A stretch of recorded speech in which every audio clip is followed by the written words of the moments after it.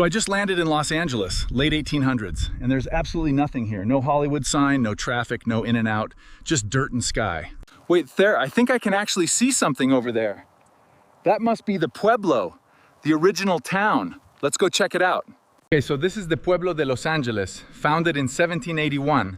44 settlers, that's the whole city, 44 people. The whole town is basically this plaza, a church, some houses, a few shops. This is downtown Los Angeles in 1850. Let that sink in. You know what's wild? By the 1850s, this town had maybe 1,600 people. The whole place. Fewer people than a Costco on a Saturday.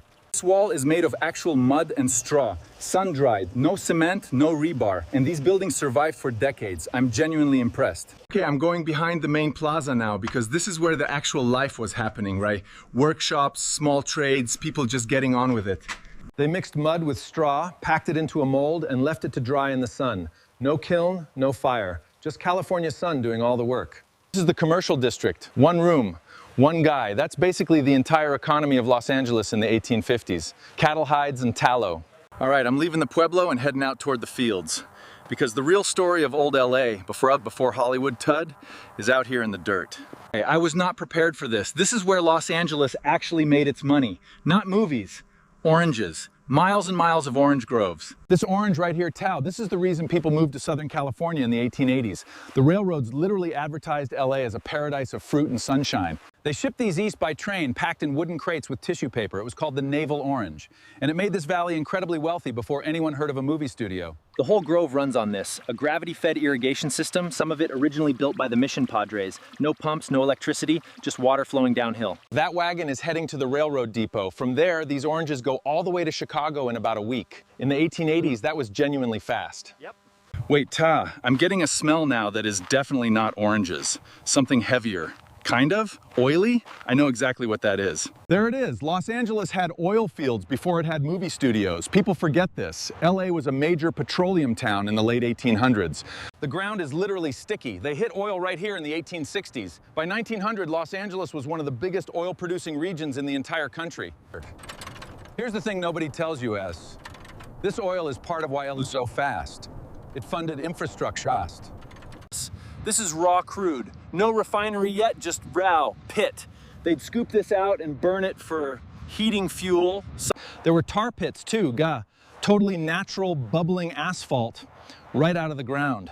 The Chumash and Tongva people used that. Okay, I need fresh air. I'm heading toward what looks like a river, which feels weird to say about Los Angeles, but yes, why? There was actually a real river here. This is the Los Angeles River, an actual river with actual water running clear over actual rocks. I know, right, this is deeply confusing if you've ever seen what it looks like now. The river is the reason Los Angeles exists at all. The original 1781 settlers chose this spot specifically because of the... Before they channeled it in concrete in the 1930s, this river flooded every winter and carved a completely different path each time. Cold, really cold. The Tongva people fished this river for steelhead trout, actual trout in what is now one of the most paved over urban rivers in the world. That's the part that gets me. The Tongva had been living along this river for at least 3,000 years before the Spanish arrived. And the Spanish didn't discover anything. From up here, you can see why this whole basin was so attractive. The river, the flat land, the mountains on all sides acting like a windbreak. And now I'm at the mission. This was basically the most powerful institution in the region for decades. The missions controlled huge amounts of... This corridor is 1 meter thick on each side. They built it like a fortress because, honestly, it sort of was. Here's the thing about the missions that the brochures don't usually lead with the bites. The Tongva and Chumash people who lived and worked here did not do so freely. The mission ran like a self-contained town. Tannery, granary, workshops, kitchens, vineyards. The mission controlled something like 170,000 acres of land at its peak. That's bigger than some entire counties. And then in These vines are part of what became the first commercial winemaking in California. Before Napa, before Sonoma. After Mexico secularized the missions in 1833, all that land got carved up into ranchos, huge cattle ranches. The ranchos were massive. Some of them covered over 40,000 acres. One family, one land grant, one enormous herd of cattle. The rancho economy run entirely on cattle hides and tallow. They'd trade the hides to American ships in exchange. California became part of the United States in 1848 and a state in 1850. And within 30 years, most of these ranchos... So we've got the original pueblo, the orange groves, the oil fields, the river, the mission, the cattle ranches. The Transcontinental Railroad hit Los Angeles in 1876. And then in 1887, there was a literal fare war between two... A $1 train ticket. You can imagine what happened next. Thousands of people came flooding in from the Midwest and East Coast looking for... Real estate speculation went insane. Entire new towns were platted overnight, sold on paper before a single building went up. This is what a boom-era California town looked like. Wooden buildings going up so fast that the lumber was still green. The whole street smells like pine resin and horse. They were selling parcels of completely empty desert as luxury residential lots. And people were buying them. Everything in this store came by rail from the east. Before the railroad, it took weeks by wagon. The train changed the entire texture of daily life here almost overnight. There's something almost surreal about this. A whole commercial street just ends. And then it's just raw land. This is what the edge of a speculative frontier looks like. Those eucalyptus trees town, somebody planted those thinking they'd be perfect for railroad ties. They grew fast, but the wood was completely wrong. This right here, Hola, this grid being staked out in raw dirt, taub, is what a new neighborhood looks like before it exists. Before the house, before the... This stake is somebody's dream of a house, a yard, a better life. And some of these became exactly that. Okay, I've been putting off going up into the hills because I wanted to save the best part. Because those hills up there is where Hollywood happens. I'm climbing up into what will eventually be called Hollywood Hills. Right now it's just poor hills. Chaparral, a few rabbits, no sign, no studio, no nothing. From up here you can actually see the whole story. The river, the mission, the groves, the oil, all of it existing at the same time. Hollywood as a place, and an actual name district town, was started in 1887 by a guy from Kansas named Harvey Wilcox. This is Hollywood in 1900. A quiet suburb, fancy houses, nice streets, church on Sunday. This empty field right here, Chow, this is where the first permanent movie studio in Hollywood gets built in a couple of years. Right now it's just cleared land. And here's the thing about that transition that I find genuinely strange. The citrus industry and the film industry overlapped for decades. I want to circle back to something I glossed over earlier, the water. Because without solving the water problem, none of the rest of this works. Not the groves, not the people, not the... This canal is why everything works. The river alone wasn't enough for the growth happening in the 1880s and 90s. That line cut, green on one side, brown on the other, that's not geography, that's engineering. Everything green here. Every time someone turned this handle, they were deciding which field got water today. It sounds simple, but in a dry climate, this handle is basically packed. I want to end the day here where it started, the original plaza, because everything I've seen today. In 1850, this plaza is the entire city. 50 years later, the oranges are everywhere.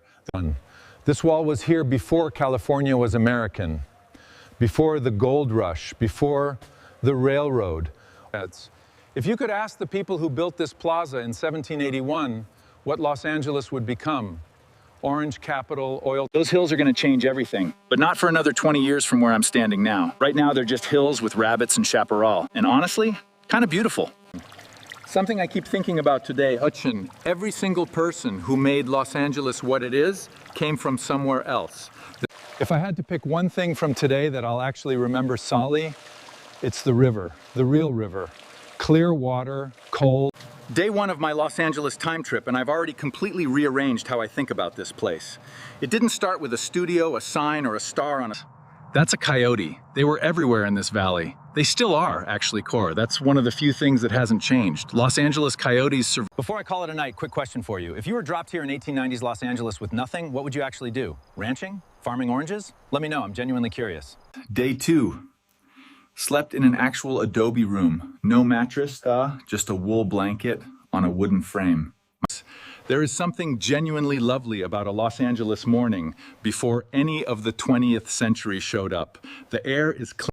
Market day starts at dawn here. By the time the sun is fully up, this plaza is busy. Produce from avocados, right here, 1890. They were growing avocados in Southern California, and almost nobody outside the region had ever eaten one. The variety they were growing here in the 1890s was called the fuerte, smoother skin, more elongated. I find it strangely comforting that the avocado toast obsession traces back directly to this valley in the 1800s. Something I didn't expect to find here too, a Chinese neighborhood. Chinese workers built large sections of the Southern California Railroad.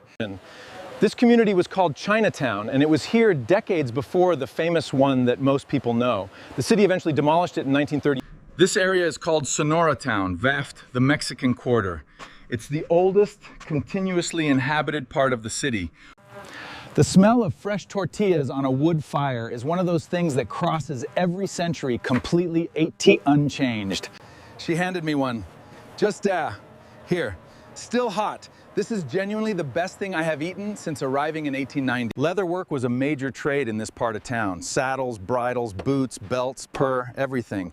That level of custom work was just normal.